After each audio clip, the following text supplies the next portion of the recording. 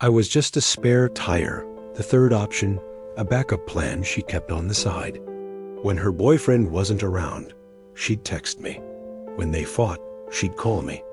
I was her emotional support, her handyman, her late-night driver, but never, ever her first choice. She called me her best friend, but my heart knew the truth. I was in love with her, and she was just using me. My name is Mark, and this is the story of how I went from being a doormat to the one who slammed the door shut. It all started in college. Sarah was the girl everyone wanted. Bright, beautiful, with a smile that could light up a room. And then there was me, just an average guy, completely smitten. We became friends, or so I thought. We'd study together, grab coffee, and share secrets. My secrets were about my hopes and dreams. Hers were mostly about her on-again, off-again boyfriend, David. I listened patiently to every complaint about him. How he was controlling, how he didn't appreciate her. Each time they broke up, a small, selfish part of me hoped this was it. This was my chance. I'd be there for her, a shoulder to cry on. I'd take her out to forget him, make her laugh, and for a fleeting moment, I'd see a spark in her eyes that made me think, maybe she sees me. But then, a single text from David would pull her right back in, and I'd be left standing in the rain, forgotten. My friends warned me. They saw it clearly. "Mark, she's playing you," my roommate Alex would say. "You deserve better than being someone's backup." But I was blinded by hope. I believed if I just stayed patient, if I was just good enough, she'd eventually choose me. The final straw came a year after graduation. Sarah called me in a panic. Her car had broken down an hour out of town, and David wasn't answering his phone. Of course, I dropped everything. I drove out, got her car towed to a mechanic I knew, and drove her home. She was so grateful.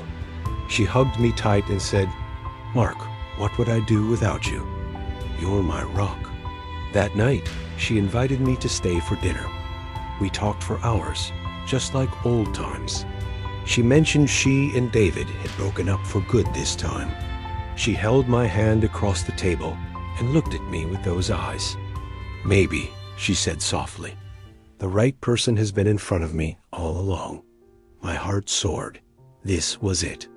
The moment I had been waiting for years. I leaned in, and we shared a kiss. It was everything I had imagined and more. The next few weeks were a dream. We were inseparable. It felt so real, so right. I finally had the girl of my dreams. I helped her move into a new apartment, putting together her furniture, painting the walls, making it a home for us. I was on top of the world. One evening, I was at her place making dinner, planning a surprise weekend trip for us. Her phone buzzed on the counter. A text from an unsaved number. Curiosity got the better of me. I glanced at it. The message read, "Hey, it's me. I know we said it was over, but I miss you. Can we talk?" My stomach dropped. I knew who it was. It was David. I confronted her when she came into the kitchen. At first, she denied it, but the guilt was written all over her face. She finally confessed. David had been reaching out for a few days. He wanted her back, and she was considering it. "Mark, it's complicated," she stammered. "We have so much history." "History?" I replied, my voice shaking with a mix of anger and hurt. "What about us? What about the last month? What about everything I've done for you?" Her next words shattered my world into a million pieces. "Mark, I care about you. I really do. But I love him. I always have. You were a comfort. You helped me get through a tough time. I'll always be grateful for that. A comfort, a temporary fix, a bandage until the real thing came back." The best friend card was her final devastating blow. I was nothing more than a tool she used when it was convenient. The love, the kiss, the future I had imagined, it was all a lie, a means to an end. That night, I walked out of the apartment I had helped build and never looked back. The pain was immense. It felt like a physical weight on my chest. For weeks, I was a ghost. I replayed every moment, every word, torturing myself. The humiliation burned. But then, something inside me shifted. The sadness turned into a cold, hard resolve. She thought I was just a nice, reliable guy she could walk all over. She was about to find out how wrong she was. She had used me to get what she wanted. Now, I would use everything I knew about her to take away what she valued most. My revenge wouldn't be petty or loud. It would be strategic, silent, devastating. I knew Sarah and David's relationship was built on a foundation of insecurity and mistrust, and I had been her confidant for years. I knew all the cracks. First, I started with David. I knew from Sarah that he was extremely jealous and possessive. I also knew he was trying to get a big promotion at his finance firm. A few weeks later, an anonymous email landed in his company's HR department. It contained detailed, verifiable information about some of his less than ethical business practices. Small things he'd bragged to Sarah about, things she'd then complained to me about. Nothing illegal enough to fire him, but just enough to make his bosses question his integrity. His promotion was put on hold indefinitely. The pressure on David was immense. He became irritable, stressed, and even more controlling with Sarah, just as I predicted. Next, I targeted Sarah's social life. She prided herself on being the center of her friend group.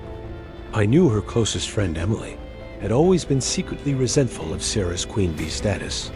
I arranged to accidentally bump into Emily at a coffee shop. We started talking. I casually mentioned how great Sarah was doing and how she was so happy to be back with David, even though she had told me some pretty harsh things about her friends during her break. I twisted her words, her innocent complaints, making it sound like Sarah saw her friends as stepping stones. The seeds of doubt were planted. Emily started watching Sarah more closely. The little lies, the subtle manipulations Sarah used to stay in the spotlight suddenly became glaringly obvious. The friend group began to fracture. The final piece of my plan was the most direct. Sarah was a freelance graphic designer, and her biggest client was a boutique marketing agency she had worked hard to secure. It was her dream client, the one that gave her career legitimacy. I knew from her that the agency's owner was a stickler for loyalty and professionalism. I used a burner email account and posed as a prospective client. I reached out to Sarah for a quote on a big project. At the same time, I reached out to another designer with a similar style, one I knew was just as talented but less expensive. I played them against each other, driving Sarah's quote down. Then I ghosted her. A week later, I sent another anonymous email, this time to the owner of her dream client's agency. The email was short and simple. It contained screenshots of my email exchange with Sarah, where she had spoken unprofessionally about her workload and complained about her clients, including, subtly, the agency itself. I also attached the lower quote from the other designer, showing that Sarah wasn't just unprofessional, she was also overpriced. 2 weeks later, Sarah called me. I ignored it. She texted, "Mark, please, I need to talk to you. Everything is falling apart." I finally answered. Her voice was frantic. David was a nightmare to live with because of his work stress. Her friends were ignoring her, and she had just lost her biggest client. She was crying, asking me what she did to deserve this. I let her talk, let her pour out all her misery. When she was finished, there was a long silence. Then I spoke, my voice calm and steady. "You know, Sarah, it's funny. You once told me I was your rock, something solid you could rely on when things got tough. But you were wrong. A rock can also be the stone that starts an avalanche." The silence on the other end of the line was deafening. I could hear the exact moment she understood, the dawning horror in her breath. It wasn't bad luck. It wasn't a coincidence. It was me. "You did this," she whispered, her voice trembling. "You treated me like an option, Sarah," I said, the last bit of my old affection gone, replaced by icy satisfaction. So I decided to take all your other options away. Now you know what it feels like to have nothing left. Enjoy your life with David. I hung up the phone and blocked her number. I didn't feel joy or happiness. I just felt quiet, a calm sense of balance being restored. She had used my kindness as a weapon against me. I had simply used the truth as a shield to protect myself. Maybe it was cold, maybe it was ruthless.